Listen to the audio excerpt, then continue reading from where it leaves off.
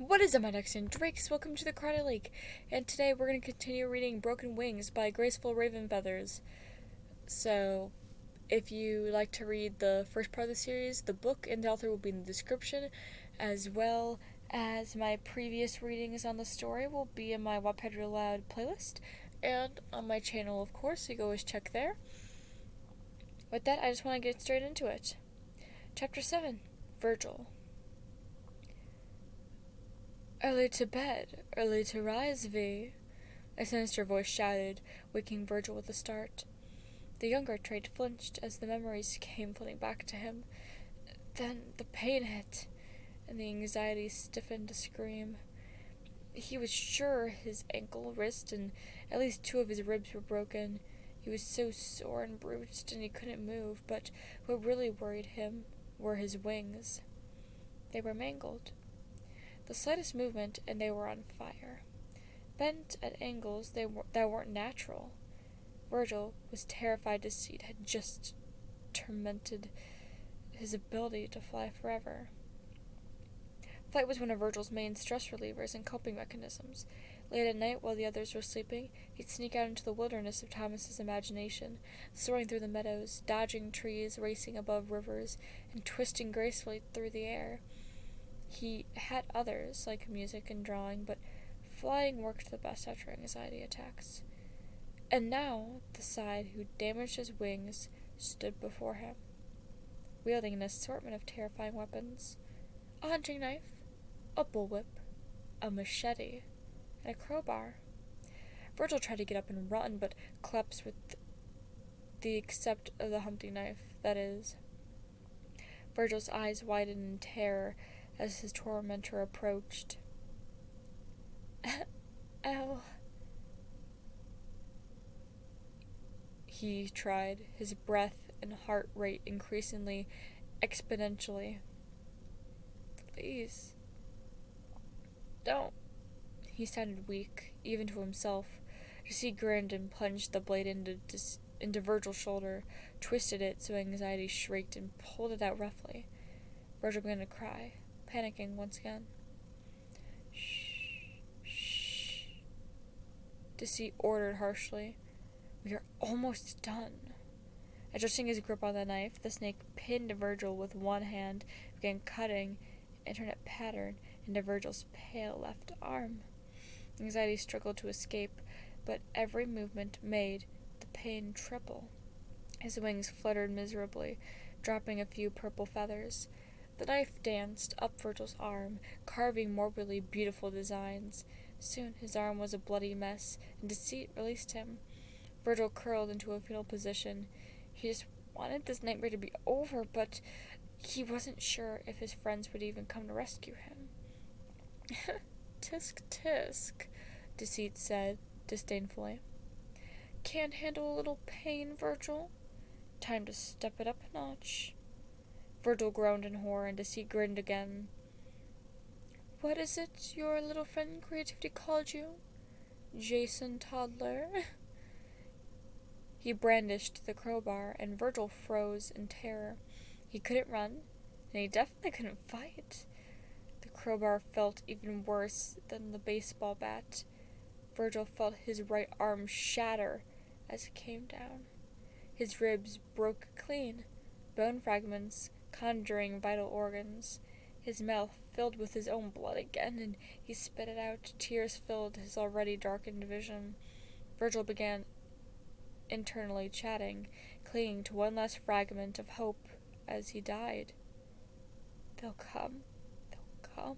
They'll come. They'll come. They'll come. Chapter 8, Roman's Point of View. War preparations were taking place in Thomas's living room. Roman and Logan were mapping out Thomas's mind space. Since Roman created it, he knew where every door led, though no physical map existed yet. The top levels were for the main traits: bedrooms, eating scapes, TV room, etc. The middle levels were the subconscious, where most of the nicer dark sides, like sarcasm, and meaner light sides, like sleep, lived. The lower levels were Thomas's worst traits, like anger, deceit, and ignorance. They were barriers separating each section. But cunning had long ago figured out how to slip past. That's how Virgil had joined the main sides in the first place. I think Deceit took him to the lower levels, Roman declared. He pointed to some passageways on the newly drawn map past Deceit's room. There are a bunch of unused rooms down there. But what if he took him to the imagination? Logan asked as he adjusted his glasses. It doesn't make logical sense to keep Virgil in the Mind Palace. But Deceit is a sneaky snake, Patton chimed in. He was preparing his weapons for the inevitable fight they were throwing nigh of hand-painted to look like peacock feathers. He would like us to think he took him some more logical and led us on a wild goose chase. Good point, Pat, Roman said, turning away from the maps to sharpen his sword. We will break through the barriers, go down to lowest levels, and search every room until we find Virgil. How are you guys going to get through the barriers? Thomas wondered aloud. Because of the physical danger, Thomas had agreed to stay out of the upcoming battle. The others paused, unsure. Roman had thought about just destroying the barriers permanently, but that would let the bad things into Thomas's conscious mind. They couldn't do that. I have a solution, Logan said after a moment of consideration.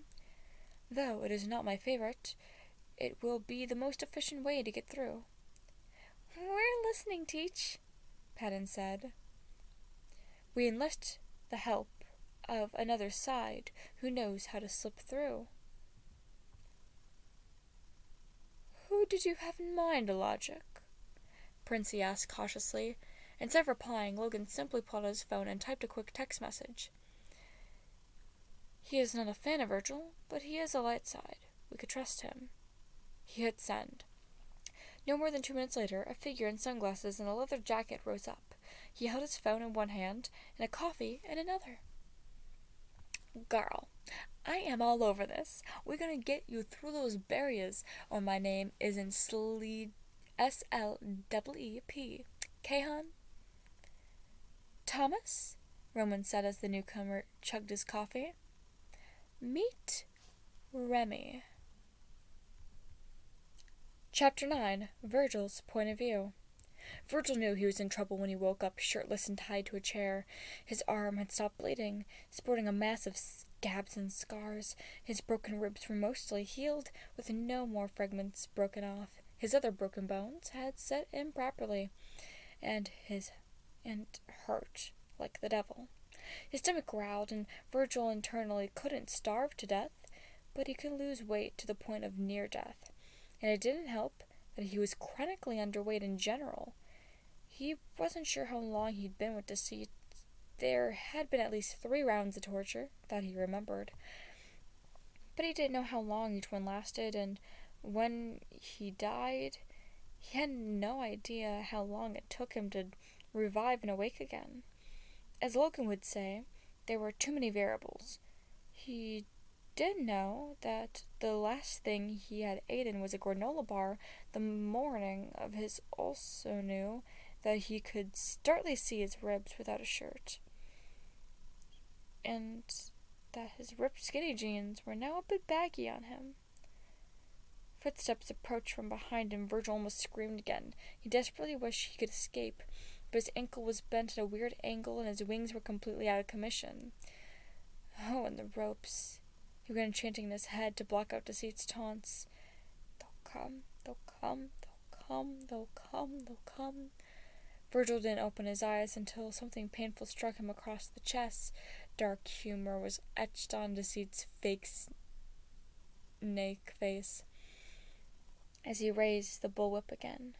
Virgil flinched as the leather cut into his bare chest and abs over and over and over again. His faint grunts and whines echoed around the room.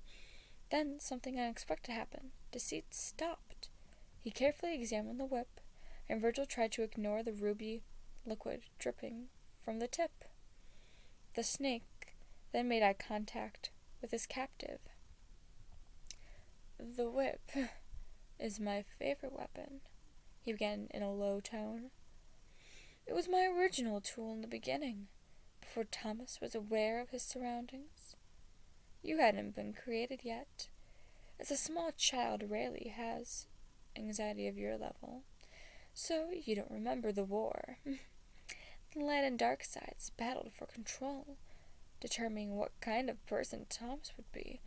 We all had our own specific weapons. Morality had throwing knives, logic uses bow and arrows, sleep had a rocket launcher, though Remy had probably lost it by now. And we all know creativity loves waving around a sword, but my whip could knock arrows and knives right out of the air, and snag the prince's sword out of his hands. Deciet chuckled at the memories, but the smile soon slipped from his face. But the light side's won. While I still have some power, morality uses dominance, but the dark sides all banded together, becoming closer than brothers. Though we were all repressed, we still had each other.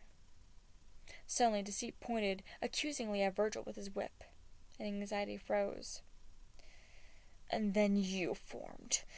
You're easily one of the most powerful dark sides. You could control Thomas with a snap of your fingers and free your brothers. Deciet scoffed, lashing out again with his whip. It wrapped around Virgil's neck harshly, and Virgil stifled a yelp. He found it hard to breathe. But you betrayed us, Vi. You were helping Thomas and allowing the light sides to corrupt you. He tugged the whip, and Virgil choked. Soon you'll suffer for betraying us. I'll kill you over and over and over again until you realize the pain you've put your brothers through. I'll instill loyalty in you until you agree to help us conquer the light sides and let darkness rule. Virgil couldn't breathe.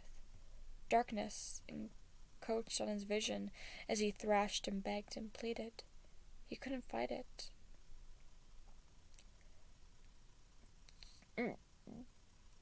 Janice, he croaked as he went under. Please. Thank you so much for listening. If you'd like to subscribe, please do. We're almost at 1K. Check out the author and the book in the description below.